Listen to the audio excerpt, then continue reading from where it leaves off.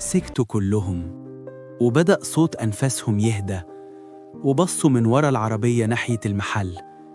الراجل واقف لوحده بيبص على الزجاج المكسور وبيحاول يجمع القطعة بإيده. لحظة صعبة، محدش فيهم قادر يبص للتاني. رد عليه جاسر: بس احنا شفنا نفسنا، مش جدعانة إننا نكسر حاجة ونجري. كلهم بصوا لبعض، وياسين قال: بس لو رجعنا له يا جاسر أكيد مش هيسيبنا وممكن يقول لأهالينا. ولو مرجعناش يا ياسين هنبقى شوية عيال جبانة بتكسر حاجة الناس وتجري. دي مش جدعنة. إحنا نرجع نعتذر له واللي يرضيه نعمله، نبقى قدامه وقدام نفسنا رجالة وقد المسؤولية. الولاد بصوا لبعض وسكتوا لحظة، وقال ياسين: جاسر عنده حق، يلا نرجع للراجل، وكمان الكورة بتاعتي، يعني الغلط عليا.